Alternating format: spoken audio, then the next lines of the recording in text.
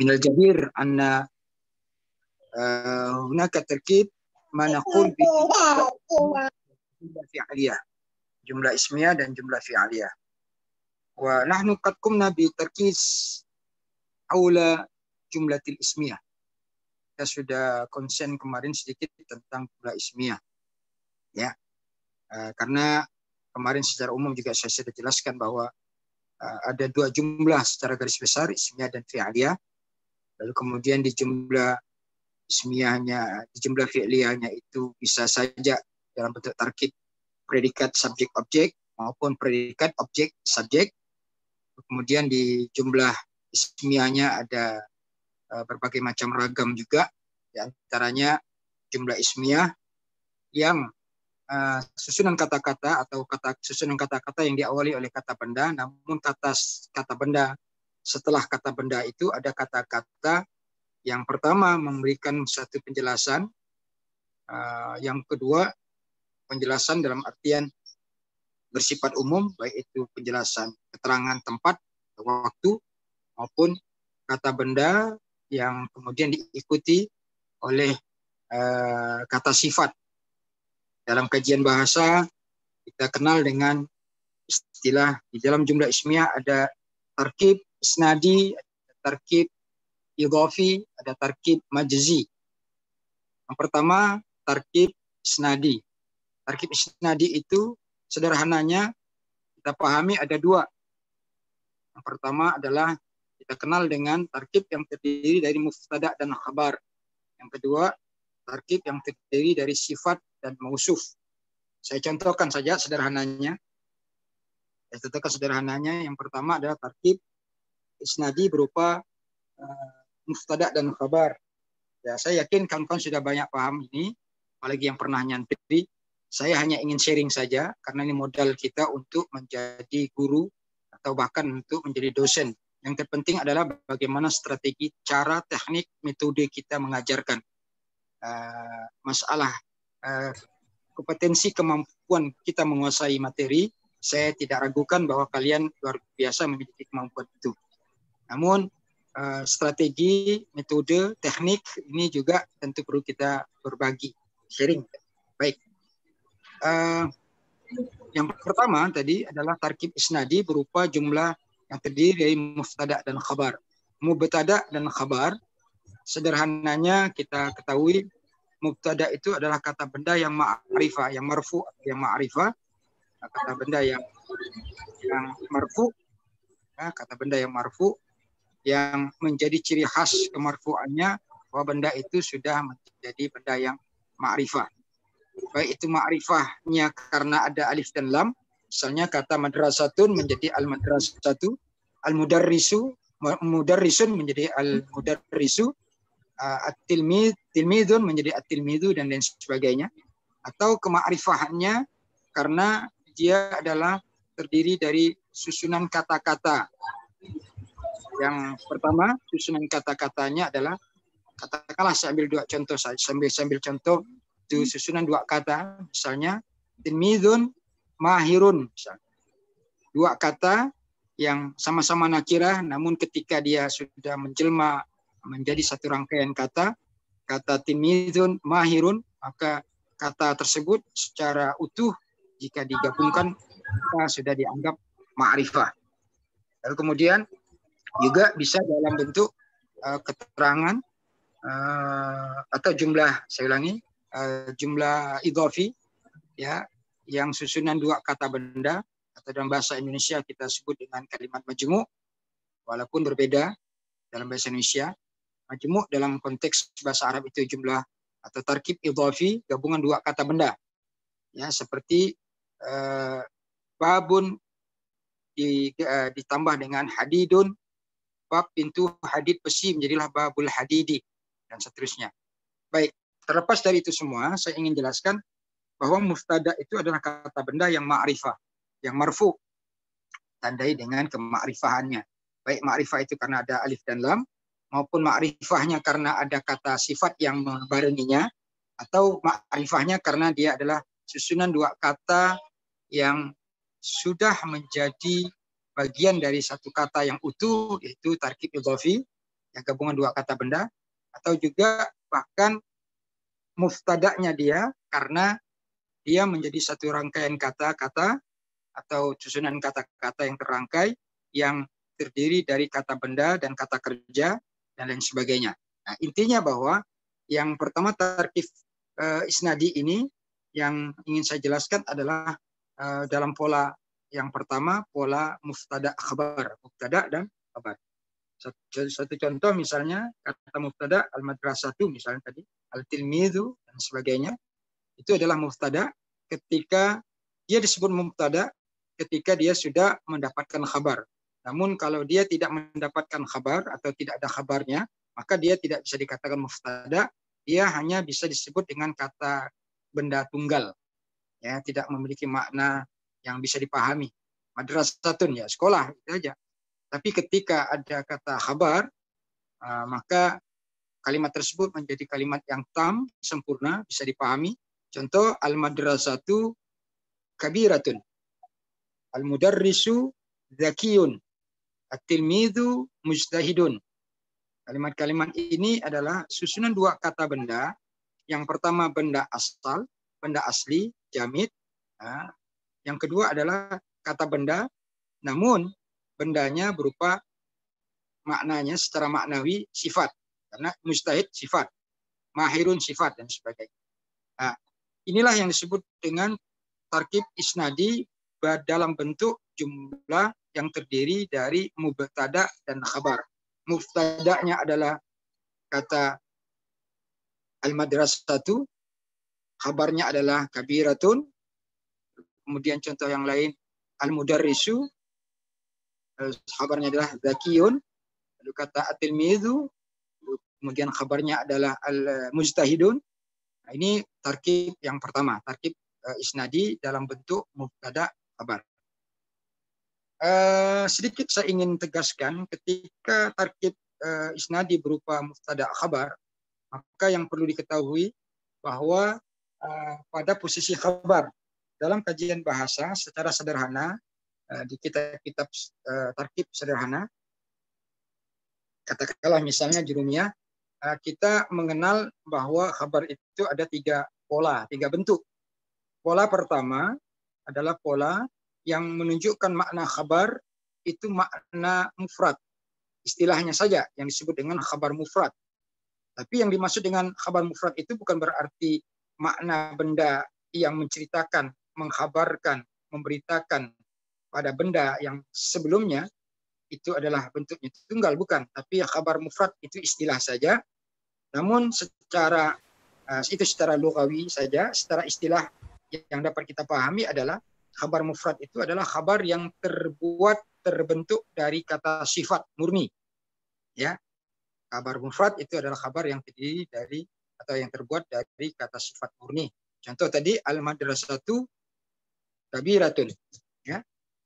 Kabiratun itu adalah khabar ya yang diambil dari kata sifat, yaitu yang bermakna besar. Ya. Dia kata sifat secara maknawi, tapi posisinya secara tarkib kebahasa Araban dia disebut dengan khabar. Nah, khabar inilah yang disebut dengan khabar mufrad. Nah, khabar mufrad itu adalah khabar yang terbuat dari kata sifat. Oke, itu yang pertama. Yang kedua, ada khabar jumlah. Khabar jumlah ini khabar yang terbuat dari kata kerja. Ya, baik kata kerja itu adalah kata kerja yang bersifat lazim maupun muta'addi.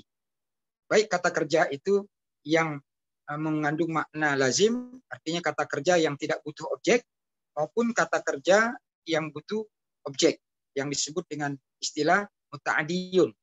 Jadi kata kerja fi'lun lazim, kata kerja yang tidak butuh objek, dan yang kedua adalah fi'lun muta'adiyun, kata kerja yang butuh objek. Ya. Sekali lagi, ketika setelah kata benda itu ada kata kerja, setelah kata benda itu ada kata kerja, yang kata kerja itu diletakkan di situ, baik itu kata kerjanya yang lazim, artinya kata kerja tersebut tidak membutuhkan objek, maupun yang membutuhkan objek yang muta'addi, maka kata kerja tersebut disebut dengan khabar jumlah. Khabar jumlah. Istilah dari khabar jumlah itu adalah khabar yang terbuat dari kata kerja. Sekali lagi, khabar yang terbuat dari kata kerja. Baik itu kata kerja yang lazim, yang tak butuh dengan objek, maupun yang muta'adiyun, yang butuh dengan objek. Contoh, ya, al-mudarrisu, seorang guru itu, ya, yafrahu, bergembira. Al-mudarrisu yafrahu, seorang guru itu bergembira, atau dia dalam keadaan senang, dalam keadaan gembira. Kata yafrahu dalam keadaan atau bergembira saat itu dia sedang gembira, maka kata yafrahu itu adalah kata kerja, asal dari kata fariha yafrahu, farhan, ya, fariha yafrahu, farhan. Kata fariha yafrahu, saya coba ambil contoh fi'il mudhari tadi, al-mudarrisu yafrahu, maka kata kerja yafrahu ini gembira, itu secara maknawi itu kata sifat, tapi polanya adalah pola kata kerja. Ya, pola kata kerja yang saya contohkan dari kata fariha yafrahu tadi, al-mudarrisu yafrahu itu, kata yafrahu itu adalah kata benda, kata kerja, saya ulangi, kata kerja yang lazim, yang tidak butuh objek. Cukup orang akan paham kalau kita mengatakan al-mudarrisu yafrahu, al-mudarrisu yahzanu, dan seterusnya. Cukup. Orang tidak akan bertanya, orang dah ngerti dia seorang guru ini lagi senang bergembira. Lalu kemudian contoh yang kedua, yang muta'adiyun, yang membutuhkan objek. Al-mudarrisu yudarrisul lughah al-arabiyah, atau al-mudarrisu yaqra'u al-kitabah. Seorang guru itu mengajar bahasa Arab. Atau contoh lain, al-mudarrisu yaqra'u al-kitabah. Seorang guru itu sedang membaca kitab. Kata sedang membaca kitab itu adalah kata benda, kata kerja yang ta'adi, yang membutuhkan objek. Objeknya adalah al-kitab. Seorang guru membaca kitab. Al-mudarrisu yaqra'u al-kitabah. Oke. Lah, dua contoh yang tadi, yang contoh yafrahu maupun yadrusu atau yaqra'u, itu adalah dua contoh yang terbuat dari kata kerja. Oleh karena itu, karena dia terbuat dari kata kerja, maka dikatakan bahwa itulah contoh dari khabar jumlah. Itu adalah contoh dari khabar jumlah. Khabar jumlah. Ya. Contoh dari khabar jumlah. Singkatnya adalah khabar jumlah itu adalah khabar yang terbentuk dari kata kerja. Baik kata kerja yang lazim atau yang disebut dengan istilah fi'lun lazimun, kata kerja yang tidak butuh objek, maupun terbuat dari kata kerja yang butuh objek yang disebut dengan fi'lun muta'adiyun. Baik. Itu dalam lingkup tarkib isnadi. Oke. Lalu kemudian bentuk tarkib isnadi dalam bentuk muftada tadi, ya, masih dalam bentuk muftada khabar. Khabarnya tadi ada 3, itu khabar yang pertama. Khabar yang kedua, saya ulangi, khabar yang kedua. Khabar pertama tadi khabar mufrad, yang kedua khabar jumlah. Lalu yang ketiga adalah khabar syibhul jumlah. Apa itu syibhul jumlah? Syibhu itu artinya menyerupai, jumlah-jumlah. Ya. Jumlah ini jangan diartikan susunan kata-kata, tapi sederhananya khabar jumlah itu adalah khabar yang terbentuk dari kata kerja. Adapun khabar syibhul jumlah yang ketiga, khabar syibhul jumlah adalah khabar yang menyerupai jumlah. Apa yang dimaksud dengan khabar yang menyerupai jumlah itu? Yang dimaksud dengan khabar yang menyerupai jumlah itu adalah khabar yang terbuat dari bentuk atau dari susunan kata yang terdiri dari huruf jar dan majrur. Huruf jar dan majrur. Itu yang pertama. Khabar syibhul jumlah ada 2. Khabar yang terbentuk dari huruf jar dan majrur. Lalu yang kedua, khabar syibhul jumlah. Khabar syibhul jumlah itu ada 2. Pertama, khabar syibhul jumlah yang terbentuk dari susunan kata huruf jar dan isim atau majrur. Yang kedua, khabar jumlah itu bisa dalam bentuk jumlah idhofah. Nah, jumlah idhofah. itu juga masuk dalam kategori khabar jumlah. Ya. Yang ketiga, khabar jumlah itu bisa dalam bentuk ya sama khabar jumlah. Hanya bedanya nanti gini, khabar jumlah dalam bentuk idhofah, baik itu idhofah dia karena ada dua nanti dalam idhofah itu. Baik itu idhofahnya karena gabungan dua kata benda, atau keidhofahannya karena adanya benda atau keterangan tempat. Contoh. Ya. Contoh yang pertama, khabar syibhul jumlah yang pertama, contoh yang pertama adalah contoh khabar syibhul jumlah yang terbentuk dari huruf jar dan majrur.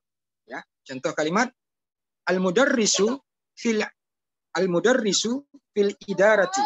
Seorang guru itu ada di dalam, atau seorang guru itu di dalam kantor. Al-mudarrisu fil idarati.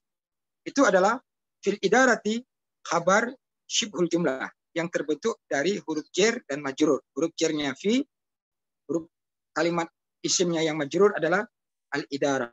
Menjadilah al-mudarrisu fil idarati.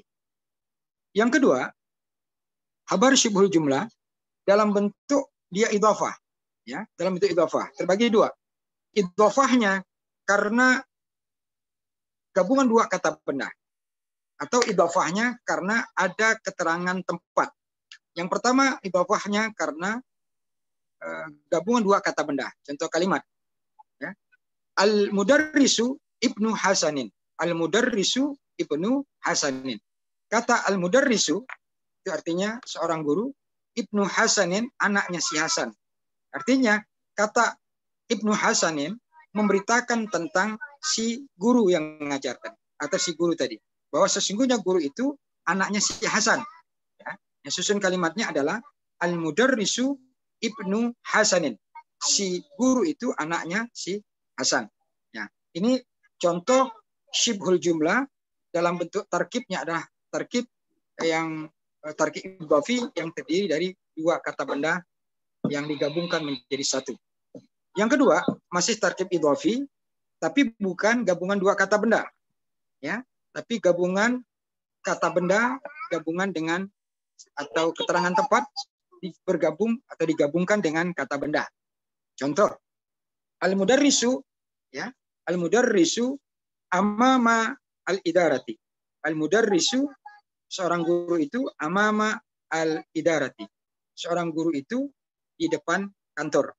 Jadi kata di depan kantor itu adalah gabungan dua kata yang disebut dengan idhofah. Idhofahnya dengan dua kata, satu kata keterangan tepat yaitu amam, lalu kemudian kata benda al-idarah. Menjadilah al-mudarrisu amama al-idarati. Kata amama al-idarati itu adalah tarkib idhofi yang gabungannya adalah gabungan antara kata keterangan tempat dengan benda yaitu idarah. Ya. Jadi saya ulangi, untuk khabar syibhul jumlah ada dua pola. Pola pertama terbentuk dari susunan huruf jar dan majrur. Yang kedua tersusun dari bentuk kata benda yang idhofi. Baik itu idhofinya karena gabungan dua kata benda, ataupun idhofinya atau idhofahnya karena adanya gabungan kata benda dengan keterangan tempat. Baik, itu semuanya yang saya sebutkan tadi itu masih dalam lingkup tarkib isnadi yang pada model pertama, yaitu model muftada dan khabar. Yang kedua, tarkib isnadi dalam bentuk tarkib isnadi dalam bentuk sifat mausuf, ya, sifat mausuf atau naat man'ud. Tarkib isnadi dalam bentuk sifat mausuf ini masih tidak memiliki makna yang jelas ketika belum diberi khabar. Saya contohkan saja tarkib yang kedua ini, pola yang kedua di tarkib isnadi yaitu sifat mausuf. Contohnya al-madrasatu al-kabiratu. Kalau tadi saya contohkan muftada khabar yang khabarnya mufrad al-madrasatu kabiratun, maka pada contoh yang kedua saya ambil tarkib yang sama maknanya, kalimatnya, tapi maknanya pasti berbeda. Ya, kalau tadi maknanya al-madrasatu kabiratun, itu berarti sekolahan itu besar, maka di tarkib al-isnadi pada pola sifat mausuf, saya ambil contoh kata yang sama tapi makna berbeda, yaitu al-madrasatu al-kabiratu. Kalau tadi al-madrasatu kabiratun, sekolahan itu besar, maka yang kedua maknanya tidak lagi sekolahan itu besar, tapi maknanya adalah al-madrasatu al-kabiratu, sekolahan atau sekolah yang besar itu. Saya ulangi, sekolah yang besar itu. Ya, ada kata atau ada makna yang di situ. Ya, makna yang. Nah, makna yang inilah yang nanti akan saya stressingkan terkait dengan ada makna-makna yang, ya, makna-makna yang pada kalimat-kalimat yang lain. Saya ulangi, ada makna yang pada kalimat-kalimat yang lain. Nah, ini penting saya stressing di posisi ini, karena ketika kita akan menerjemahkan dari teks bahasa Indonesia ke Arab atau sebaliknya dari bahasa Arab ke bahasa Indonesia, ya alal aks, yani law nurid an naqumu bi tarjamati min al-lughah al-arabiyyah ila al-lughah al-indonesia wa alal aks, fa sawfa nafham ma makna yang, ma makna yang. Nah, kita harus paham tentang makna yang. Nanti kita stressing ke sana. Tapi yang jelas saya ingin menjelaskan dulu bahwa makna yang pada pola yang terdiri dari sifat mausuf, ya, itu tidak akan pernah sama makna yang ada pada kata atau susunan kata yang terdapat kata kerja. Ya, saya contohkan dalam bahasa Indonesia, sekolahan yang besar itu. Lalu kemudian ada kata murid yang belajar itu. Sama makna, ada kata yang, tapi yang satu tidak menggunakan kata kerja, di yang satunya yang lain menggunakan kata kerja. Nah, acap kali kata kerja yang atau kata sifat yang bermakna yang ini yang sangat sering terjadi kesalahan pada mahasiswa, khususnya di S1, ya ketika saya ngajar di S1, itu kesalahan banyak di posisi ini. Ya, mereka bingung bagaimana untuk menampilkan makna yang itu dalam sebuah struktur kata. Baik. Kita akan bicara tentang tadi, saya ulangi, tarkib isnadi pada pola susunan kata sifat mausuf. Ya, sifat mausuf. Sifat mausuf yang saya contohkan tadi adalah kata al-madrasatu al-kabiratu. Ya. Al-madrasatu al-kabiratu. Nah, sifat mausuf ini, yang mana yang sifat, yang mana yang mausuf? Ya, kata al-madrasatu itu yang disebut dengan mausuf atau man'ud, yang diikuti, yang disifati. Adapun kata al-kabiratu adalah kata sifat atau yang disebut juga dengan istilah na'at. Ya. Ciri khasnya adalah ketika benda yang disifat itu mengandung makna yang, maka sifatnya harus mengikuti secara totalitas terhadap benda yang disifati. Apa yang diikutinya? Pertama, jika benda yang diikuti itu laki-laki, maka sifatnya juga harus laki-laki. Saya contohkan kata al-madrasatu. Ya. Itu perempuan. Maka sifatnya juga harus perempuan. Identik dengan perempuan itu ditandai dengan tak marbutah. Al-madrasatu. Kata tu itu adalah identitas dari benda tersebut perempuan. Walaupun hakikatnya benda itu tidak punya kelamin. Al-madrasatu al-kabiratu. Kata al-kabiratu adalah yang mensifati kata madrasah. Kata madrasah itu adalah kata yang dianggap perempuan, ada tanda tak marbutahnya, maka kata al-kabiratu juga harus dengan tanda tak marbutah. Itu satu. Jadi mengikuti. Kalau dia perempuan, maka ikut perempuan juga. Kalau dia laki-laki, misalnya sambil contoh dengan kata al-faslu. Al-madrasatu perempuan, al-faslu laki-laki. Oke, saya ingin memberikan sifat besar pada kata kelas. Maka akan terbentuklah pola kalimat al-faslu al-kabiru. Tidak bisa kita tulis dengan al-faslu al-kabiratu. Atau sebaliknya tadi, al-madrasatu al-kabiru. Tidak bisa. Dia harus ikut. Jika bendanya perempuan, maka sifatnya perempuan. Jika bendanya laki-laki, sifatnya laki-laki. Bahkan, jika bendanya tunggal, sifatnya tunggal. Jika bendanya musanna dua, maka sifatnya dua. Jika bendanya jamak, maka sifatnya juga ikut jamak. Nah, pengecualian. Untuk benda yang jamak, pengecualian. Jika benda yang dijamakkan tersebut, saya ulangi, jika benda yang dijamakkan tersebut adalah benda yang tidak berakal, ya, maka sifat yang mengikutinya cukup dengan pola tunggal muannats, mufrad muannats. Ya. Jika benda, saya ulangi, yang dijamakkan tersebut adalah benda yang tidak berakal, maka benda atau maka sifat yang mengikuti, yang memberikan sifat kepada benda tersebut cukup dibuat atau ditulis dalam bentuk muannats, mufrad muannats, tunggal perempuan. Contoh, kata al-madrasatu itu perempuan. Jamak dari kata al-madrasatu adalah al-madarisu. Al-madarisu. Kata al-madarisu, ya, itu artinya sekolah-sekolah. Saya ingin menyebutkan ada beberapa sekolah yang besar. Maka cukup saya akan mengatakan al-madarisu al-kabiratu. Enggak perlu kata al-kabirah dibuat dalam bentuk jamak. Enggak perlu. Cukup dalam bentuk tunggal muannats. Itulah yang disebut dengan kaidah kullu jam'in muannatsun. Setiap yang jamak itu yang tidak berakal, maka dia dianggap dikategorikan sebagai benda yang perempuan, tunggal. Contoh yang kedua, kata al-faslu. Jamaknya adalah al-fusulu. Karena al-faslu itu artinya ruangan, kelas. Bentuk tunggalnya al-faslu, jamaknya al-fusulu.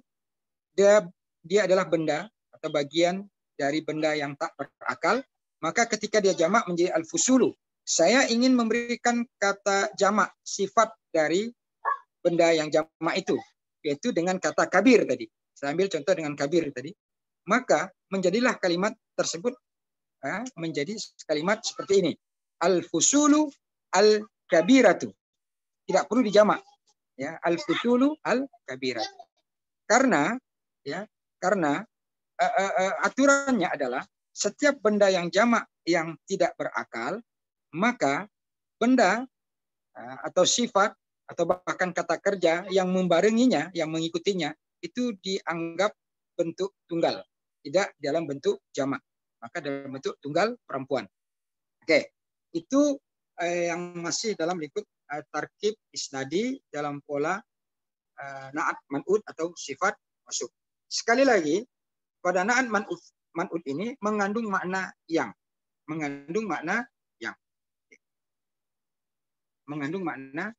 Dan makna yang ada pada pola tarkib ini tidak sama makna yang ada pada tarkib yang terdapat kata kerjanya. Ya, saya contohkan. Siswa yang sedang membaca Al-Quran itu adalah Hasan.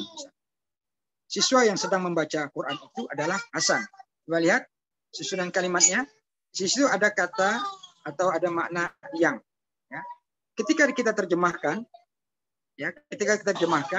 maka makna yang terdapat di dalam situ tidak lagi menggunakan kaidah yang berlaku pada sifat mausuf atau na'at man'ud.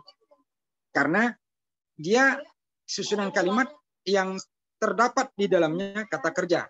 Maka makna yangnya dengan menggunakan isim mausul. Contoh kalimat tadi bahasa Indonesianya yang membaca Al-Quran itu atau siswa yang membaca Al-Quran itu adalah Hasan. Dalam bahasa Arabnya at-tilmidhu alladhi yaqra'ul Quran huwa Hasanun. Saya ulangi, at-tilmidhu alladhi yaqra'ul Quran huwa Hasanun. Ya, at-tilmidhu alladhi yaqra'ul Quran huwa Hasanun. Murid yang membaca Al-Quran itu adalah Hasan. Kata yang membaca, ya, karena membaca itu adalah aktivitas, kata kerja, maka dia harus diawali dengan isim mausul. Isim mausulnya adalah berupa kata yang bentuk tunggal laki-laki. Karena pelakunya adalah Hasan, murid laki-laki tunggal, maka menggunakan kata isim mausul berupa alladhi.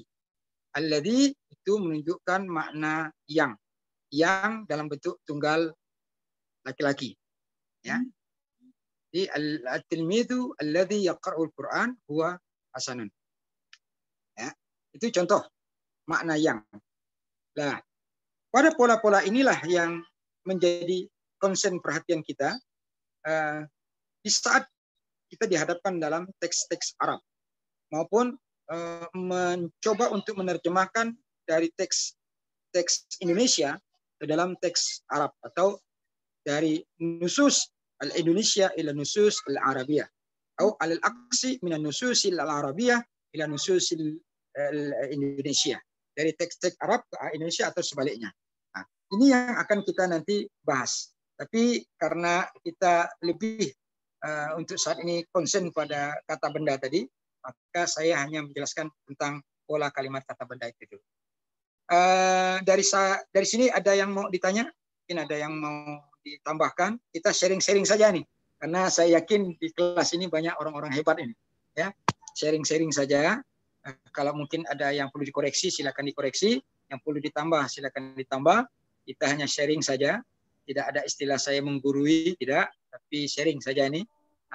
Setelah itu kalau tidak ada pertanyaan, kita akan coba menganalisis teks dalam teks yang sudah saya berikan oleh Mulyono ya. Tadi sudah kirim ke Mulyono. Tolong siapa hostnya siapa ditampilkan ya, di. Sudah masuk ya? Sudah Pak. Sudah, tinggal ditampilkan saja. Nanti tampilkan ya. Sebelum kita tampilkan, sebelum ditampilkan kita beri ruang untuk tanya jawab. Yani u'tikumul fursa li soal wal jawab. Wa minal mumkin hunaka al-muqtarahat wa ziyadat wa ta'dilat minkum jami'an, yani mimma qad syarahtum. Wa rubbama wajadtum fi kalami ana wa fi syarhi ana wajadtum hunaka khata'an atau akhta' bahkan, yani akhta' akthar al-akhta', wa minal mumkin hunaka ta'dilat minkum jami'an atau iktirahat atau ziyadat. Syukran. Hakadha ana u'tikumul fursa li soal. Silakan, terima kasih. Mungkin ada soal Ustaz. Baik. Siapa ini? Muslih, Ustaz. Muslih. Oke. Fil kalimah akhir, Ustaz. Oke. Ayo. Misal akhir hunaka, Ustaz. At-tilmidhu alladhi yaqra'ul Qur'an huwa al-hasan. Hal mungkin kalimah ad-dhamir huwa yuhdaf, Ustaz? Huwa yuhdaf. Biduniyah. Yuhdaf. Minal mungkin. Jadi misalnya at-tilmid alladhi yaqra'ul Qur'an hasanun. Hadha minal mungkin. Lakin يعني على حسب مما أراد القائل. Tergantung dari si pembicara ini. Kalau misalnya saya pakai huwa hasanun, maka kata huwanya itu sebenarnya hanya dalam bentuk untuk menegaskan saja, mentaukidkan. Karena taukid itu tidak mesti harus pakai inna dan sebagainya. Bisa saja taukid itu dengan i'adatu atau idharu al-fa'il. Idharu al-fa'il atau idharu al-masdar. Ya. Misalnya saya ngomong tadi kan, at-tilmidhu alladhi yaqra'ul Qur'an huwa hasanun. Saya pakai huwa hasan. Boleh. Tak pakai pun boleh. Misalnya at-tilmidhu alladhi yaqra'ul Qur'an hasanun. Boleh. Ya. Tapi kata huwa itu sebenarnya hanya untuk menegaskan saja bahwa benar loh yang baca itu si Hasan. Ada makna ta'yin di sini. Ya. Nah, sama dengan kalau saya pakai bahasa saya selalu kan spontanitas kayak biasa gini. Qad syarahtu lakum, yani syarhi ana, ada kata ana itu sebenarnya taukid saja. Ya. Itu kebiasaan biasanya orang-orang Arab. Mungkin waktu di pondok terbawa suasana itu atau ketika interaksi dengan orang Arab dalam nanti saya berharap nanti guru-guru yang ikut S2 ini yang ngajar bahasa Arab boleh bergabung di ada nama organisasi IMLA. IMLA itu Ittihadul Mudarrisil Lughah Al-Arabiyah. Nanti bisa hubungi Ustaz Yusuf. Jadi sedunia ini Ittihadul Mudarrisil Lughah itu adalah asosiasi pengajar bahasa Arab sedunia, bukan hanya Indonesia. Ya, nanti bisa bergabung ya. Karena mungkin pengaruh itu. Jadi sekali lagi Pak Muslih ya. Silakan tanpa huwa juga silakan, tapi mau pakai huwa juga silakan. Hanya ada perbedaan ketika menggunakan huwa. Ada sedikit makna taukid lah, menegaskan bahwa betul-betul yang membaca Al-Quran itu adalah hasan. Nah, itu saja. Oke, yang lain mungkin Silakan. Afwan ana Ustaz. Ya, fadhal ya Mulyono. Wajadtu mushkilah fi kalimatul idhafah ya nih Ustaz.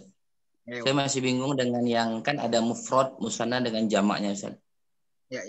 Kalau misalkan saya ambil contoh yang mufrad, misalnya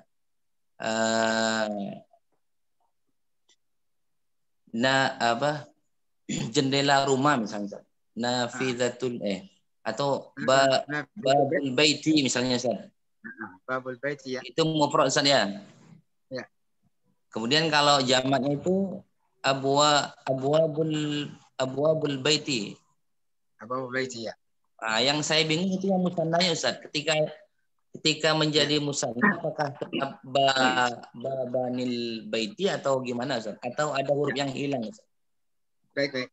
Jadi gini, saya belum masuk di wilayah macam-macam idhafah dalam bentuk tunggal, ya, mufrad, musanna atau jamak. Belum lagi kita bicara tentang posisi masing-masing jumlah idhafah itu dalam posisi yang marfu atau mansub dan juga dalam posisi yang majrur. Ya, nanti kita akan jelaskan. Tapi tidak apa, saya jawab dulu bahwa ketika nanti saya akan buatkan rumusan, saya sudah ada tulisan, tinggal saya nanti di share rumusannya. Ya, misalnya jumlah idhafah mufrad plus mufrad plus musanna, mufrad plus jamak. Lalu kemudian musanna plus mufrad, musanna plus musanna, musanna plus jamak. Lalu kemudian jamak plus mufrad, jamak plus musanna, jamak plus jamak.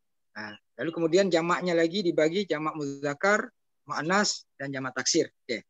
Belum lagi dalam contoh-contoh yang dalam bentuk posisinya marfu, baik itu bermarfu'nya karena dia menjadi objek, ya, atau karena dia kemasukan huruf inna atau saudara-saudaranya atau kana dan sebagainya itu semua. Itu nanti kita akan jelaskan, tapi sedikit saya akan jelaskan. Baik, untuk menjelaskan apa yang ditanyakan oleh saudara Mulyono tadi, contoh babu, sambil contoh gini aja. Ada ayat yang sering kita baca, doa, Rabbi ja'alni muqimas shalah, kan gitu ya. Rabbi ja'alni muqimas shalati. Ya. Kata muqimus shalah itu akarnya kan adalah muqimun sama kata as-salatu. Muqimun adalah pelaku, pendiri, pelaksana. Ya.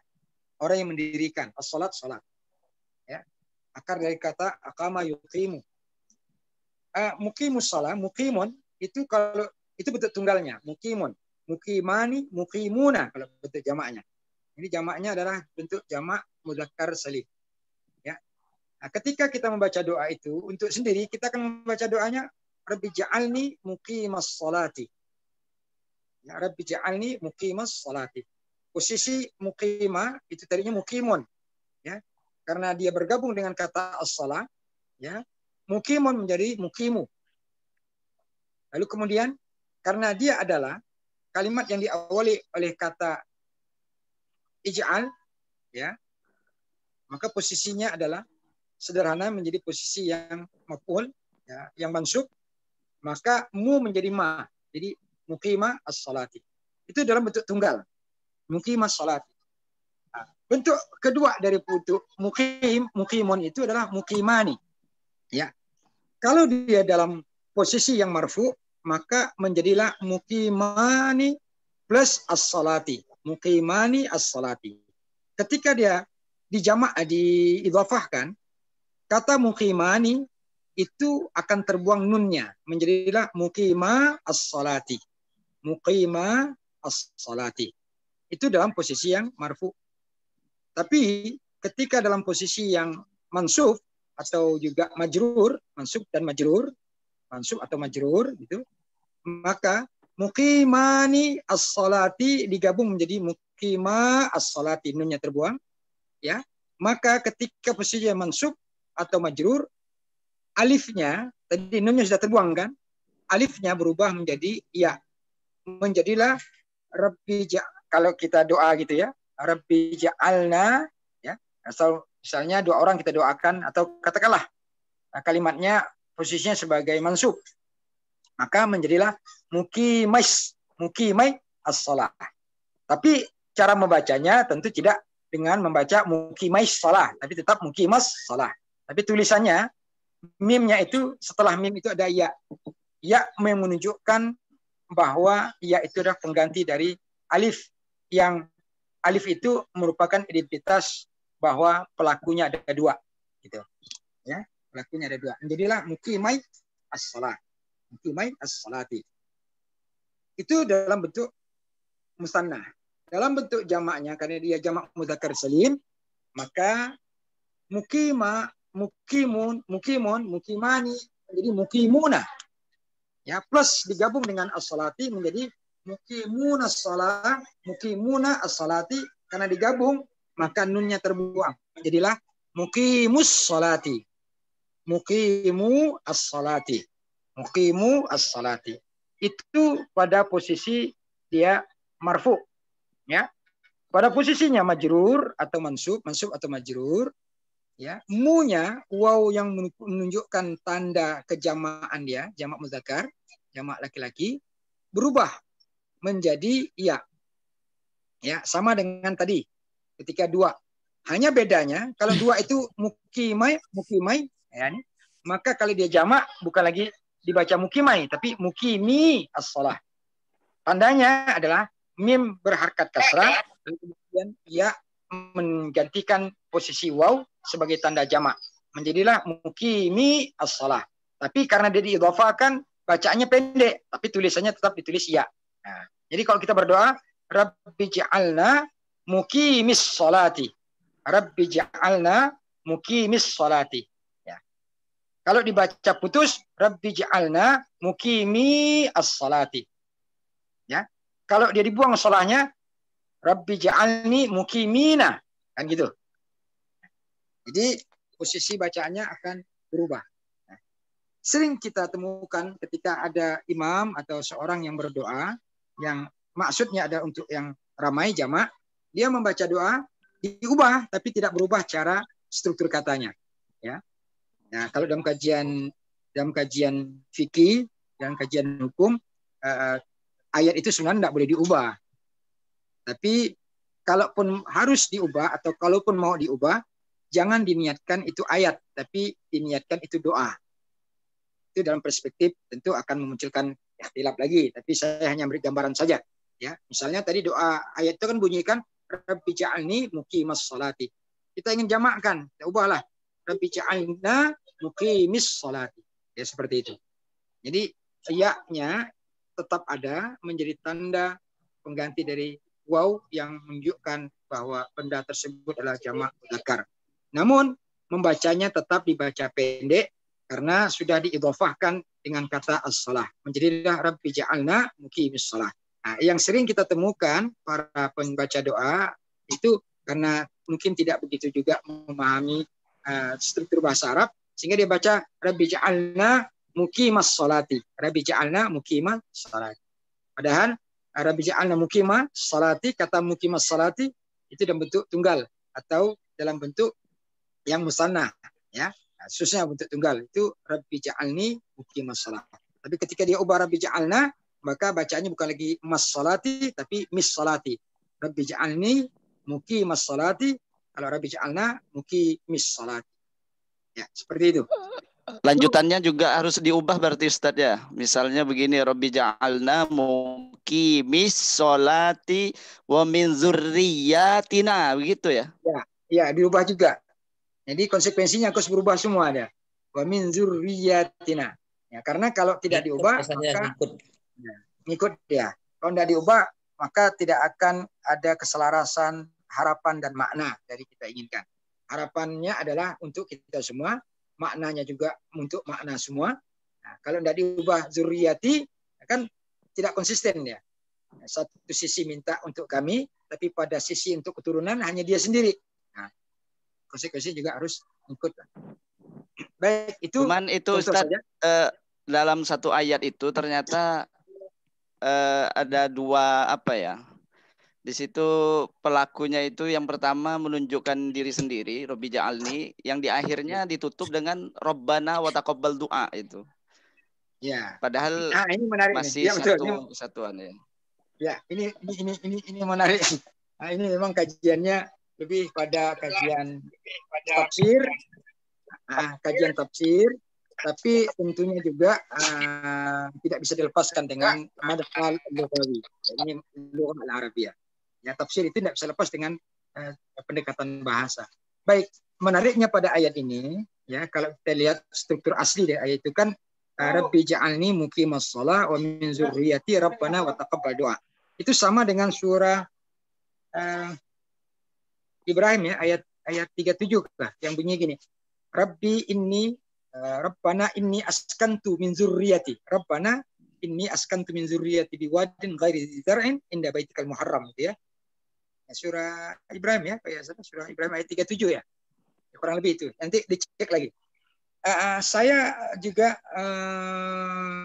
berpikir menganalisa di beberapa ayat itu ketika itu bicara tentang doa, ya satu sisi doa itu mengandung makna tunggal, tapi ketika bicara tentang Tuhan itu Tuhan kami itu Rabbana, pakai kata kalimat Rabbana itu dalam bentuk jamak.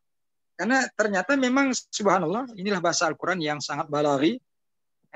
Permohonan itu bisa saja dalam bentuk tunggal karena yang mengharap itu hanya satu, tunggal. Kan gitu. Tapi ketika bicara dalam konteks Tuhan Allah, itu adalah Tuhan untuk semua. Maka dia menggunakan kata Rabbana, tidak Rabbi, tapi Rabbana. Walaupun sah-sah saja, boleh-boleh saja ketika seseorang berdoa, dia minta untuk dirinya sendiri, lalu dia menggunakan syirat kalimat ketika dia menyebut Tuhannya itu dengan Tuhan saya, ya bisa saja, boleh saja. Tapi yang menarik tadi yang ditanyakan oleh Ustadz Amin di ayat ini, misalnya tadi di contoh ayat ini, di akhir ayat itu menggunakan diksi kata Rabbana, Tuhan kami, ya Tuhan kami. Ya, kenapa pakai Rabbana? Ya, kenapa pakai Rabbana? Ya tentu kalau kita mau mengetahui lebih dalam, kita tidak bisa tahu karena wallahu a'lam bishawab. Namun bisa dianalisis dengan pendekatan bahasa, dengan kajian pendekatan tafsir. Kenapa dengan kata Rabbana? Tadi yang saya katakan karena Allah Tuhan dengan bahasa yang dipakai diksi kata ini pakai Rabbana tadi adalah ingin mengeksistensikan zatnya bahwa Allah itu milik semua. Milik semua. Bukan milik individu. Bukan milik satu kelompok. Tapi milik semua. Permasalahan adalah kemudian ada yang tidak beriman, ada yang beriman, itu tidak bisa memisahkan eksistensi Tuhan kepada makhluknya. Ya. Kalau kemudian masalah makhluknya ingin memisahkan diri dari zatnya, dari Allah, dari Tuhan itu adalah hak manusia. Tapi tentunya hak manusia itu akan juga berkonsekuensi. Nah, tapi bagi Allah, ya, bagi Allah dalam menggunakan diksi kata Rabbana tadi, Allah ingin mengeksistensikan dirinya bahwa zatnya itu adalah milik semua. Zatnya itu adalah milik semua. Ya. Bahkan luar biasanya lagi, ketika bicara tentang makhluknya, katakanlah manusia kita semua, ya, kita semua, itu pada hakikatnya adalah makhluk yang fitrah, kan gitu.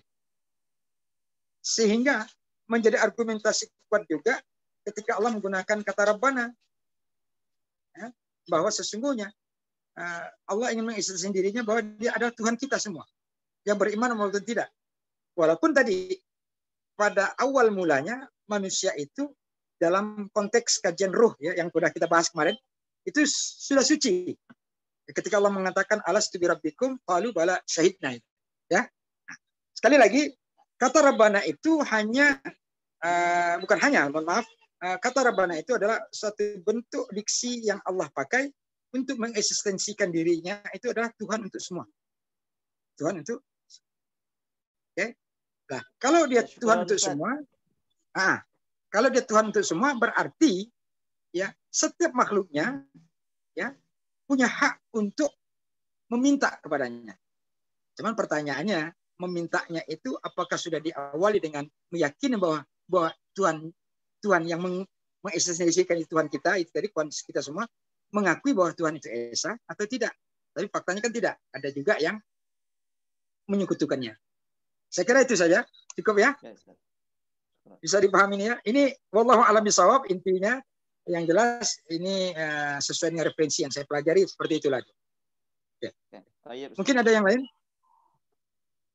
Kalau tidak ada, kita lanjut pada analisis teks. Kita coba lihat teks yang bolehlah teksnya tadi ditampilkan. Oke. Ya, Pak. Oke, kelihatan ya teksnya. Baik, kita coba analisis teks. Saya ingin katakan dulu bahwa teks ini saya ambil dari kitab Al-Arabiyah Lin-Nasyi'in, kalau nggak salah ini. Saya temukan di Al-Arabiyah Lin-Nasyi'in. Oke. Judulnya adalah Umar anaknya Khattab. Umar anaknya Khattab itu yang dimaksud adalah bukan Umar-Umaran, tapi Umar, Sayyidina Umar. Ini min ahadi khulafa'ir rasyidin, salah satu dari khulafa'ir rasyidin, Umar bin Khattab. Ya, ada kalimat baik. Kalau saya boleh nanya atau saya boleh suruh, siapa yang coba membaca kalimat yang pertama? Judulnya, silakan yang mau baca. Silakan Anasat. yang mau baca. Anasat. Siapa? Hawil Sat, Anasat. Siapa? Muslih Sat. Muslih, ya, silakan Muslih. Minal mawdu' Sat. Ya, judul. Mawdu faqat bas. Mawdu. Umar bin al-Khattabi. Umar bin al-Khattabi.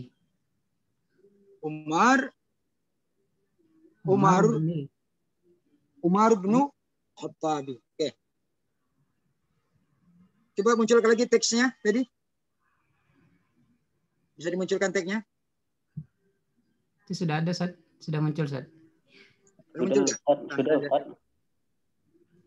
Bentar, saya mau lihat. Kok enggak muncul di sini? Oke. Oke ya. Ya, tadi saudara kita Pak Muslim membacanya Umar bin Khattabi. Umaru, ini ada kata Ibnul Khattab. Saya ingin jelaskan susunan kalimatnya. Tadi sudah benar. Umaru tidak dibaca Umarun, ya, baca Umaru. Kalau disambung jadi Umaru bin Al-Khattabi. Umar anak Khattab. Susunan kalimat ini adalah susunan kalimat yang terdiri dari mubtada dan khabar. Mubtada'nya adalah Umar, ya. Khabarnya adalah Ibnul Khattab. Ya. Umar adalah salah satu dari kata benda yang ghair munsharif.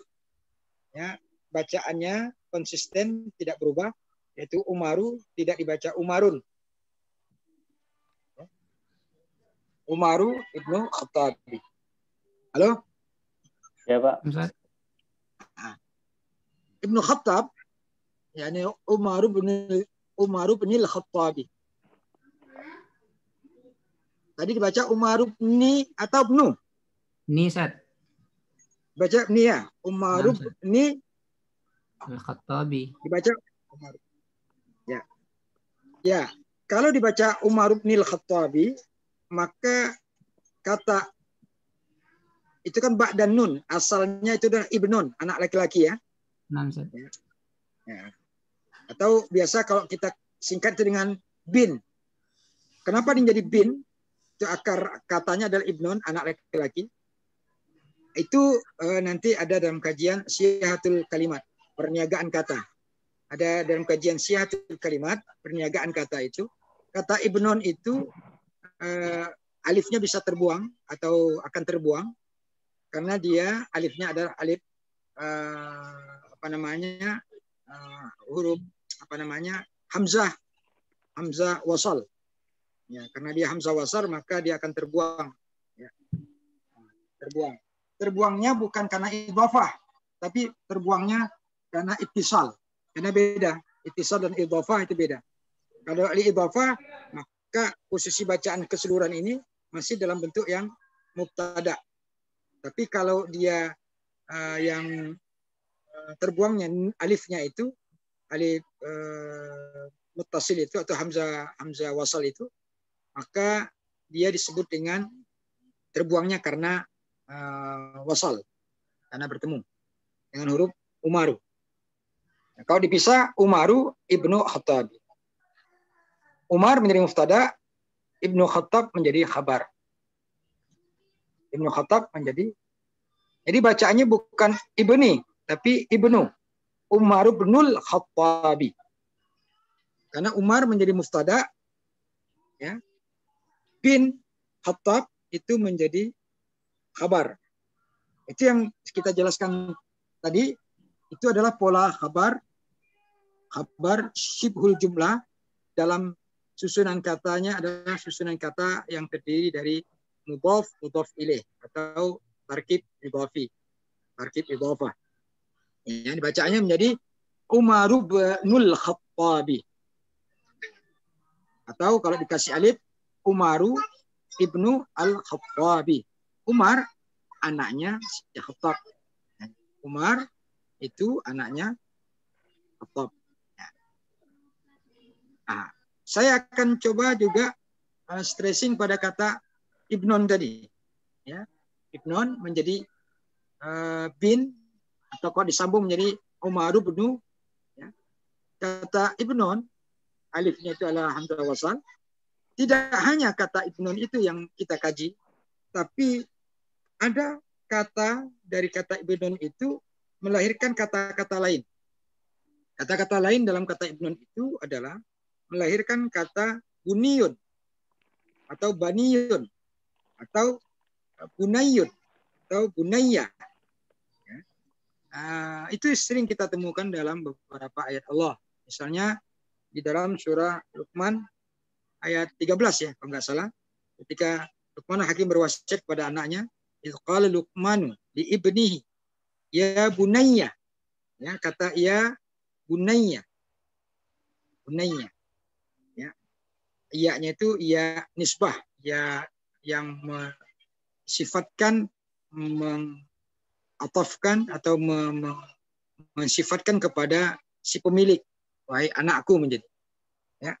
Kata ibnon, ya, itu juga bisa menjelma menjadi bunayya, bunayyun, ya, bunayya itu tidak hanya sekedar bermakna anak, tapi juga mengandung makna anak yang disayangi.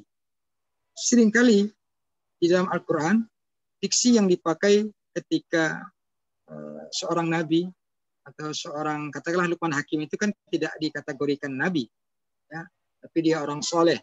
Memanggil anaknya yang disayangi itu dengan kata bunayya. Bahkan di ayat lain, ketika Sayyidina Ibrahim alaihissalam ingin menyembelih anaknya, Sayyidina Ismail juga dengan kata bunayya, ya. Ketika itu Sayyidina Ibrahim berkatakan kepada anaknya, ya bunayya, gitu kan, wahai anakku, ya. Itu juga semuanya akar dari kata ibnon, ya, akar dari kata.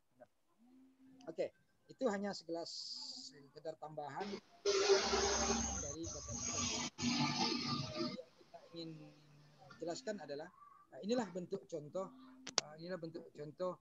kata atau susunan jumlah ismiyah yang terdiri dari susunan tarkib isnadi. Yang lebih spesifik lagi adalah bentuk tarkib isnadinya adalah tarkib yang terdiri dari mubtada khabar. Lebih spesifik lagi adalah mubtada khabar dalam bentuk khabarnya adalah khabar jumlah. Khabar syibhul jumlah. Spesifiknya lagi adalah khabar syibhul jumlah dalam bentuk kata-kata yang terdiri dari kata benda plus kata benda atau yang disebut dengan tarkib idhofi. Oke, itu yang pertama. Baik, selanjutnya mungkin ada lagi yang mau baca kalimat selanjutnya. Silakan. Paragraf atau baris pertama. Tentang judulnya, Ustaz. Boleh. Sampai kata ilal Madinah. Silakan. Masih tentang judul boleh, Ustaz? Mau tanya dulu, Ustaz. Halo. Silakan. Ustaz. Ustaz Amin, silakan. Ustaz Amin kah? Ini Ustadz Musleh masih itu Ustadz masih mau klarifikasi judul Ustadz. Ayo bagaimana? Ustadz Musleh mau klarifikasi judul. Oke, siap. Ya. Silakan. Boleh suaranya agak hilang. Ustadz, ya? Ustadz. Pandangan berbeda Ustadz dengan Ustadz yang tadi Ustadz. Bentar ya. Oke, silakan Pak Musleh. Hai Ustadz. Halo. Kedengaran juga saya ini. Halo. Ya, silakan. Saya berbeda dengan pandangan Ustadz yang tadi. Suaranya hilang ini saya ini. Bentar.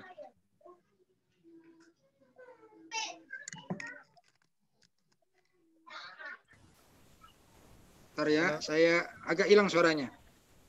Oke, coba. Halo. Agaknya. Halo. Cek.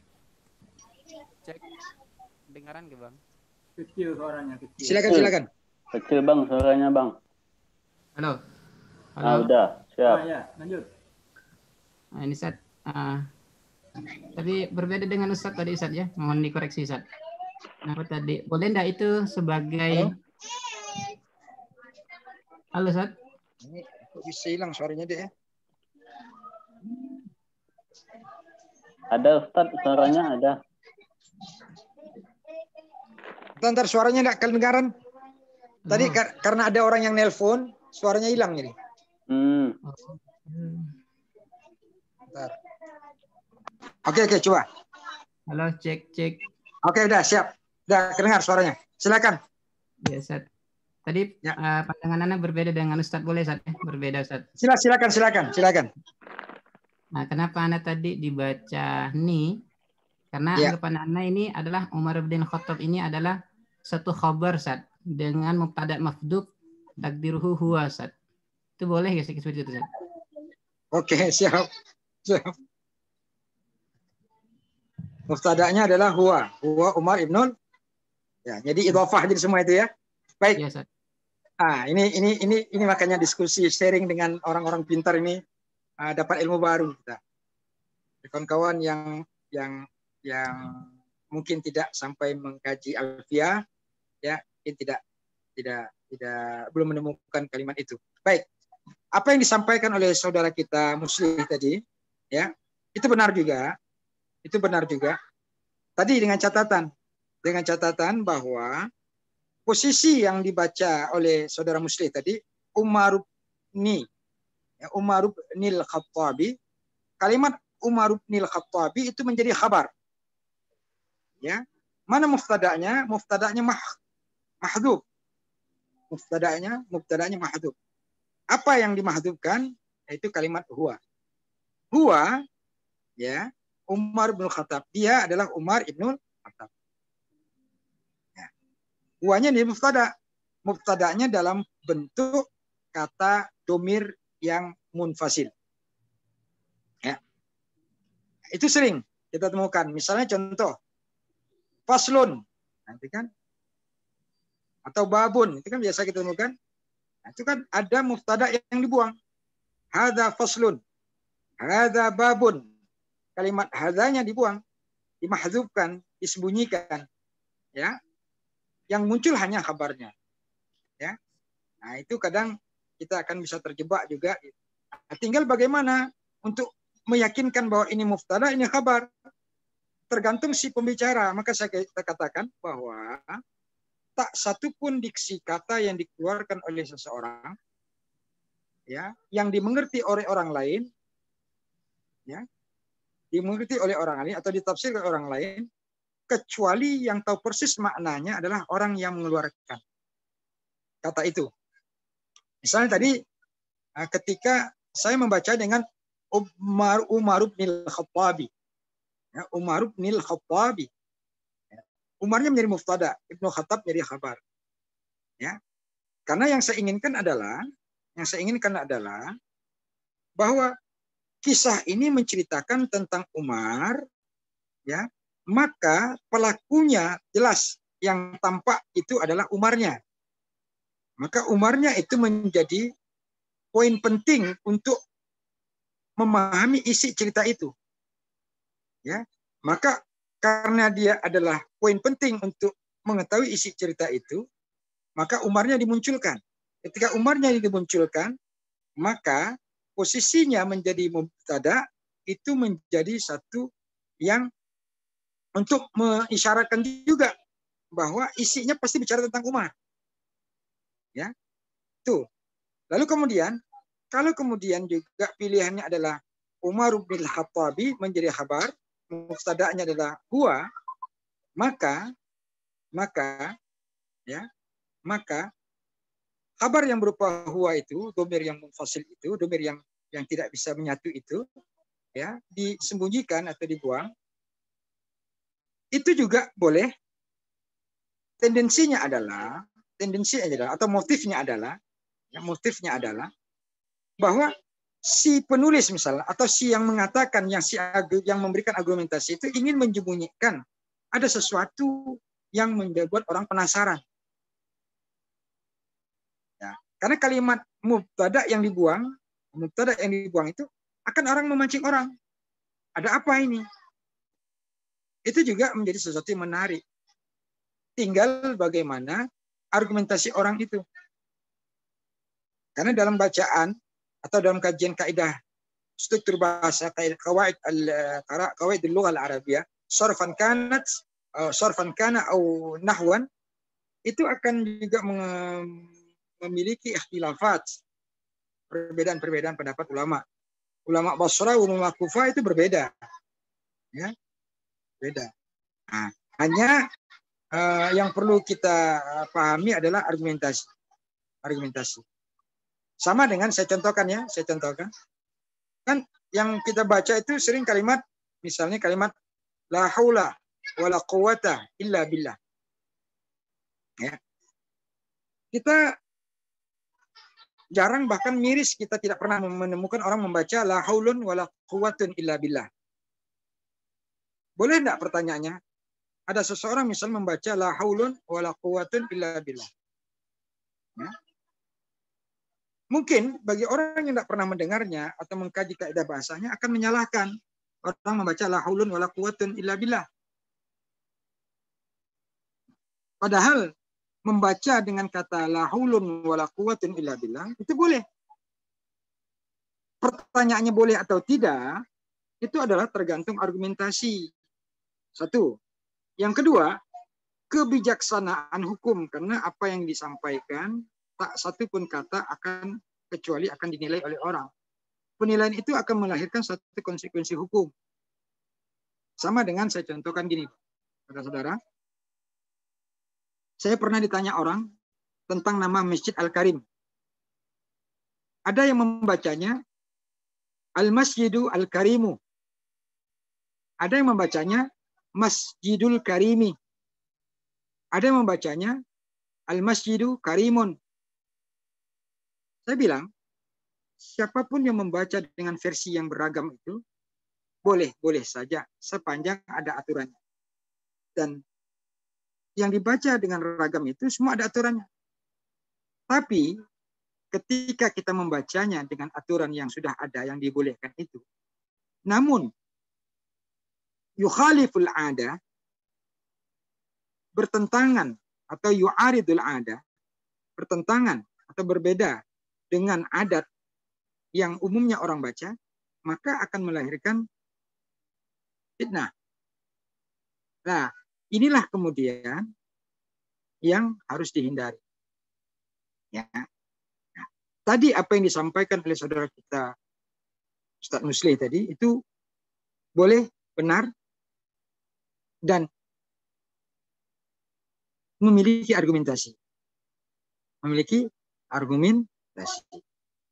Hanya tadi, kalau ada orang bertanya, apa alasannya dibaca Umar ibnul Khattabi, tidak dibaca Umar ibnul Khattabi. Nah, harus tahu, harus bisa menjelaskan argumentasinya. Yang tidak boleh adalah ketika kita ditanya, kenapa alasannya baca ini, kita beralasan pokoknya ada, pokoknya boleh. Nah, ini yang tidak boleh. Nah, apalagi di lingkungan akademisi. Ya, di lingkungan akademisi itu bukan diukur salah benarnya, tapi lebih pada tuntutannya apa dasarnya.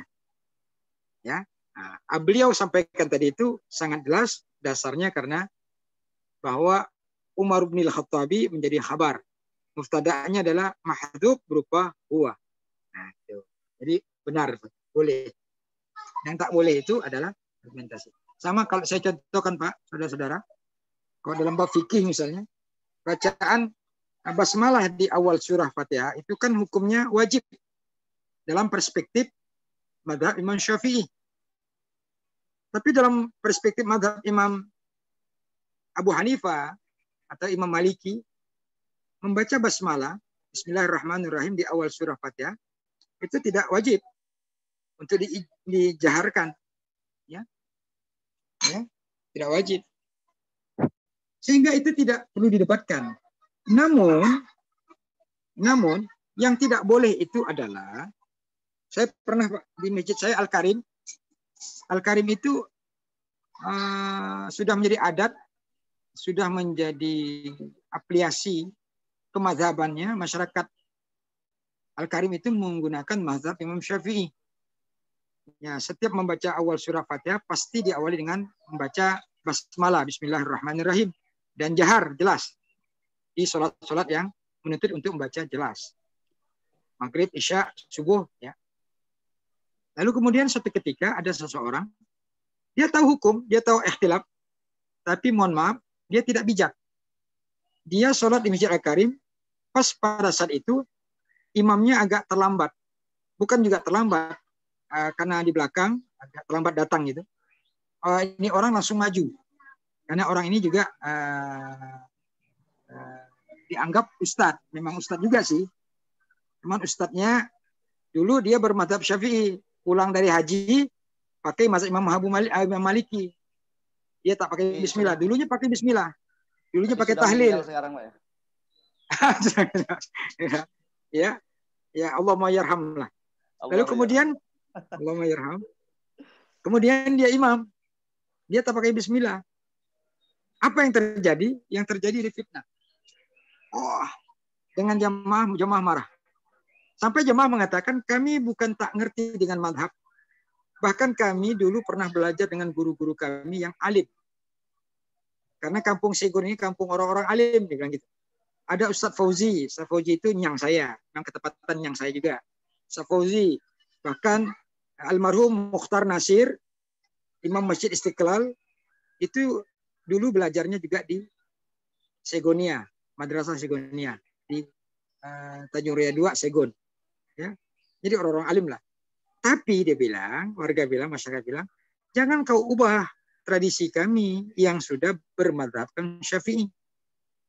Nah, bahkan sebelum juga ada juga Allahumma yarham juga. Gitu juga. Ya. Ya. Pertanyaannya adalah, itu benar, itu boleh. Tapi akan menjadi salah yang benar itu ketika ta'arud bil adah. Tukhaliful adah. Ketika bertentangan, berlawanan dengan kebiasaan adat. Nah, itulah yang kemudian dalam hukum fikih disebut dengan al-adah muhakkamah. Adat itu menjadi bagian dari produk hukum atau yang menjadi bagian yang akan dihukumi. Seperti itu. Nah, tapi dalam bab ini tadi yang saudara kita Muslim itu, ini tidak ada hubungan dengan itu. Tapi yang jelas ini benar. Yang saya ingin tegaskan adalah tinggal kita berargumentasi itu aja. Tinggal kita berargumentasi. Ya. Sepanjang ada versi bacaan ulama Ya, khususnya ini kaitannya dengan kajian kebahasaan, ulama kaidah bahasa, membolehkan, membenarkan, membiasakan, melakukan, maka sepanjang itu juga hukumnya boleh. Seperti yang saya contohkan, la haulun wala quwatun. Itu yang ulama mengatakan boleh dibaca la haulun wala quwatun, karena alasannya adalah i'adatu tasniyah. I'adatul istisna dibilang. Ada pengulangan pengecualian. Illa tadi kalimat illa, maka pengulangan itu menjadikan kalimat itu kembali pada hukum asal. Nah, ada yang berargumentasi seperti itu sehingga dibacalah la haulun wala quwatun. Tapi karena kebiasaan umumnya membaca la haula wala quwata, maka bacaan umumnya inilah yang kita pakai. Baik. Selanjutnya ada yang mau membaca tadi? Waktu kita sudah hampir habis ya. Nanti kita lanjut. Nanti tag ini tolong dibagikan ke kawan-kawan. Tag ini kalian kawan-kawan harkati dan tidak hanya diharkati. Saya minta juga diterjemahkan. Saya minta juga diterjemahkan. Baik, ada lagi yang mau membaca? Sampai kata ilal Madinah. Silakan.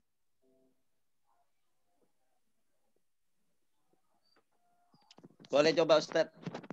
Boleh. Mohon salah.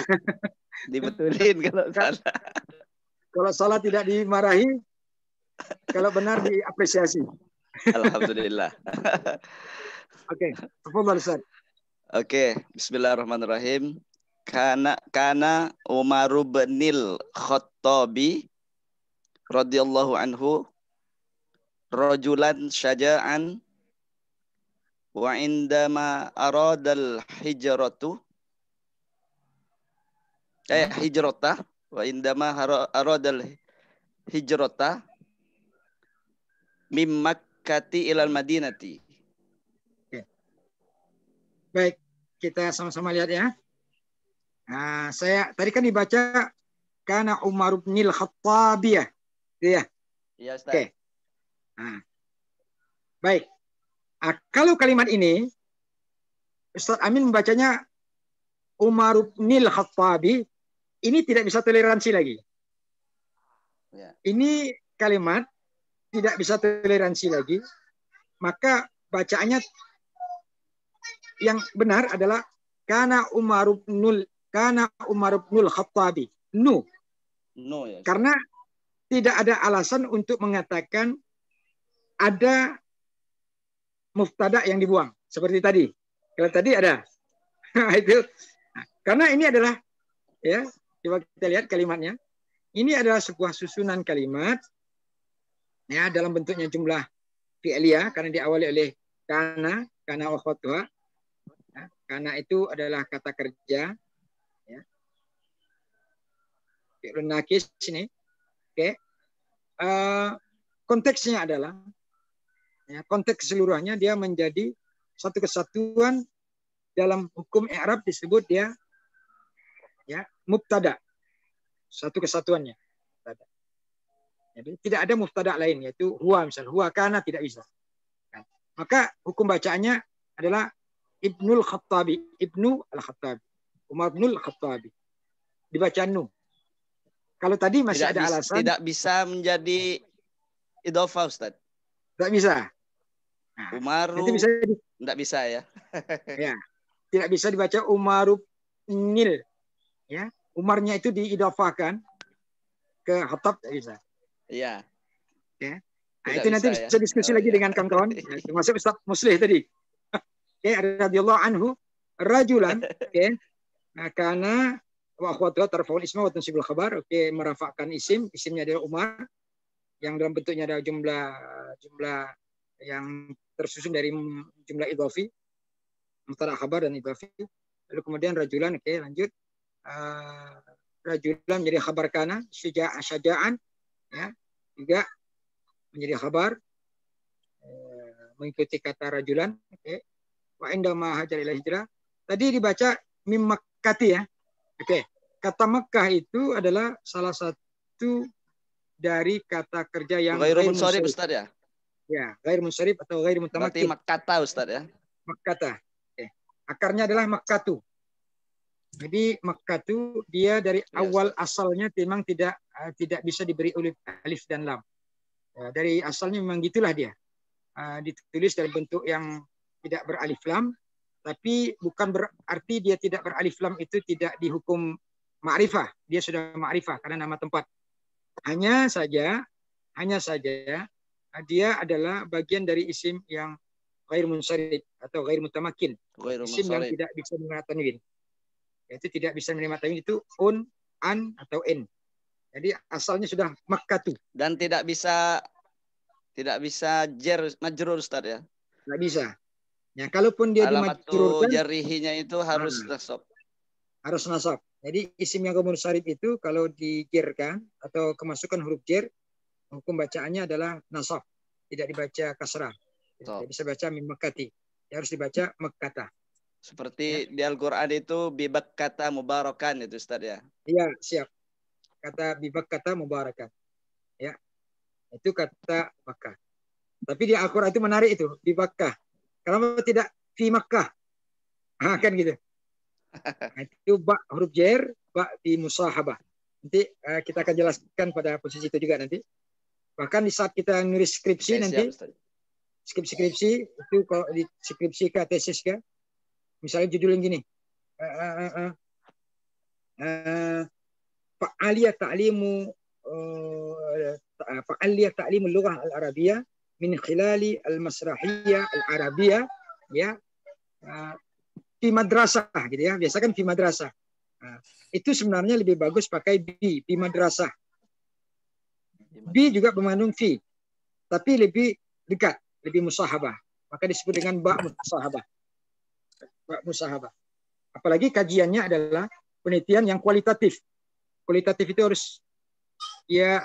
harus lebih deep, gitu. Deep atau komprehensif. Kalau dia komprehensif, maka harus pendekatannya pendekatan yang musahabah, yang lebih akrab. Maka pakailah bi, bukan pakai fi. Kalau kualitatif. Nanti saya berikan contoh penelitian kualitatif dalam sebuah judul skripsi, tesis maupun disertasi. Dengan bi biasanya. Itu dengan contoh tadi di Bakkah itu. Ba itu huruf jer yang mengandung makna musahabah. Musahabah itu mengandung akar di kata sahabah yusahibu, musahabatan. Artinya ya akrab, populer ya. Ya sangat populer, bukan populer, sangat friendly, sangat bersahabat. Oke. Nah, ini kalimat ini kalau diterjemahkan karena Umar ya. Umar Ibn Khattab itu atau Umar Ibn Khattab yang semoga Allah meridhoinya itu adalah. Nah, jadi kata kana itu mengandung makna adalah Umar. Adalah Umar Ibn Khattab yang semoga Allah ridhoi padanya adalah seorang rajulan syuja'an. Seorang lelaki atau syaja'an. Seorang lelaki yang berani. Wa indama aradal hijrah, dan indama tatkala. Jadi kata indama tatkala, nah ini juga diperhatikan. Sambungan kata seperti adalah Umar. Lalu kemudian ada kalimat tatkala, itu harus diperhatikan. Contoh kalimatnya misalnya tatkala itu dengan menggunakan kata wa indama. Nah, ini bisa dipakai dalam struktur bahasa keseharian kita atau dalam struktur penerjemahan dari bahasa Indonesia ke bahasa Arab. Ketika kita ingin mengatakan Zainal adalah seorang mahasiswa, misalnya gitu ya. Zainal adalah seorang mahasiswa yang rajin. Tatkala dia selesai dari kuliahnya, kan gitu. Ada kata tatkala, maka kita ingat nih, pasti menggunakan kata wa indama. Ingat kalimat-kalimat seperti itu. Ma'arada wa indama arada al-hijrah. Berkeinginan, terkala dia berkeinginan atau ketika dia ingin al-hijrata menjadi objek. Subjeknya adalah huwa. yang takdirnya adalah huwa, dari kata arada. Arada yuridu, artinya dia yang ingin. Dia yang ingin itu adalah huwa. Siapa huwa itu? Huwa itu kembali pada ya'udu ila Umar ibn al-Khattab. Hijrah menjadi maf'ul, menjadi objek. Mim Makkah ila al-Madinati, dari Makkah ke Madinah. Kata mim Makkah ila al-Madinati, satu kalimat yang utuh ini adalah keterangan tentang perihal apa yang dilakukan Umar, kepada kemana Umar yang akan melakukannya. Juga bisa dikatakan khabar tsani dalam bentuk khabar tsani adalah tarkib dari kata huruf jar majrur mim Makkah ila al-Madinah. Jadi itu kalau dilihat dari aspek struktur kata. Nah, yang terpenting dari aspek analisis struktur kata itu adalah at-tahlil anil qawaid al-lughawiyah hiya laysat bimujarrad al-qawaid faqat, kadzalik makna kalimah. Yang terpenting itu juga bukan hanya di aspek tarkibnya, tapi bagaimana kita memaknai dari tarkib kata tersebut. Nah, dari tarkib ini kan kalimatnya masih sederhana. Nah, apalagi nanti pada kalimat yang relatif agak susah atau bahkan susah. Kalau kalimat ini kan agak sederhana. Ini lebih mudah lah kita pahami. Ya. Tapi yang saya ingin tekankan bahwa ketika kita memahami tarkib kata sesuai dengan kaidah yang berlaku dalam kata tersebut, dalam hal ini bahasa Arab, maka juga kita harus menyelaraskan makna terjemahnya ke dalam bahasa Indonesia. Makna selaras. Makna selaras itu artinya, sekali lagi yang pernah saya jelaskan di awal, kita tidak lagi terobsesi dengan bahasa, kalau ini kan teksnya bahasa Arab, ya, tidak terobsesi lagi kepada bahasa Arabnya, tapi kita sudah masuk pada otoritas penuh pada keberlakuan hukum atau kaidah bahasa Indonesia. Nah, ini bahasa Indonesia yang kita pakai. Nah, misal tadi contoh kalimat yang di atas tadi yang dibacakan, kita tidak lagi mengatakan adalah, misalnya kana, yakunu, ya kita artikan dengan misalnya karena itu bisanya kita artikan menjadi Umar, karena yakunu misalnya kita terobsesi dengan kata kun, gitu kan, jadilah. Kita lalu kemudian menerjemahkannya menjadi Umar, kan tidak bisa. Jadi karena itu kita artikan bahwa adalah seorang Umar ibn Khattab, dan semoga Allah meridainya. Nah, kan gitu. Atau lebih spesifik kita terjemahkan Umar ibn Khattab yang semoga Allah meridainya itu adalah seorang, gitu. Terjemahannya seperti itu. Bukan adalah seorang Umar, tapi Umar ibn Khattab yang semoga Allah meridainya itu adalah seorang, itu sesuaikan dengan tarkib bahasa Indonesianya ketika diterjemahkan dalam bahasa Indonesia. Karena terjemahan terbaik dalam bahasa Indonesia itu, kata adalah itu berada pada posisi keterangan yang sudah jelas. Kalimat yang sudah jelas.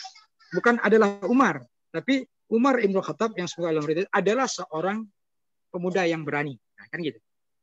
Nah, itu yang saya maksud. Itu yang saya maksud.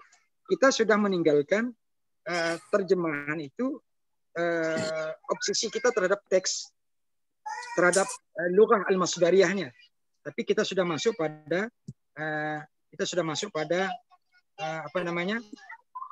pada lughah al-mahdhufahnya, lughah mahdhufah itu yang dimaksud adalah bahasa sasaran, ya. Baik, saya kira itu dulu, cukup ya. Ya, Ustaz. Oke, cukup ya. Cukup, kita insya Allah lanjut pada pertemuan yang akan datang ya. Saya pikir ini ya, mohon maaf karena waktu kita juga ya, ini mungkin kawan-kawan juga udah lapar, saya juga udah lapar. Ya. Ini bentuk analisis teks kita, insya Allah saya minta minggu depan itu diharkati, diterjemahkan masing-masing, nanti kita analisa masing-masing, kita sama-sama analisis ya. Khusus pada materi yang sudah kita ajarkan tentang asma tadi, walaupun belum sempurna, belum semua, baru nanti kita masuk pada analisis teks berawal dari penjelasan tentang bentuk-bentuk dan fungsi kata kerja. Oke. Baik, saya kira itu dulu, cukup. Nah, Ustaz, Cukup lah ya. Pertanyaan nanti aja ditunda nanti. Oke. Syukuran semua ya. Mohon maaf lahir batin. Ya. Oke, semoga bermanfaat untuk saya, untuk kita semua. Sekali lagi mohon maaf. Dan saya ingin tegaskan, ini sebenarnya bukan ngajar, tapi sharing ilmu saja. Ya. Maka saya juga dapat ini dari kawan-kawan terwujud, dari saudara kita tadi, Ustadz Muslih, dan juga yang lainnya, Ustadz Amin, dan semuanya lah. Ya, sharing saja kita. Saya kira itu saja cukup. Kita tutup pertemuan ini dengan baca hamdalah. Alhamdulillah. Kemudian saya minta Bang Mulyono ini dipoto, ditulis siapa-siapa yang hadir, siapa yang tidak hadir saya ditulis. Ditulis itu tanggalnya dan sebagainya, beritahu saya. Ya. Oke, terima kasih semuanya. Saya live ya, saya tinggal. Baik. Nakhtatim hadzal liqa bi qiraati hamdalah. Alhamdulillahirabbil alamin. Ya. Syukran. Assalamualaikum warahmatullahi wabarakatuh. Waalaikumsalam warahmatullahi wabarakatuh. Dah yuk, sholat makan yuk. Pak Mul dah Ayo, makan Pak dari Mulyono. tadi. Ditunggu Pak Mulyono. Apa tuh? Terjemahannya. Hamila saifahu wa dhahaba. Apa tadi? Naam. Membawa pedangnya terus Dhahaba apa itu? ilal ka'bati. Bawa Kalau pedang, kalau kemudian versi Pak pergi. Mulyono bukan membawa pedangnya, itu membawa celuritnya. Celurit sama anu Pak, sama baju merah putih, sama tusuk sate.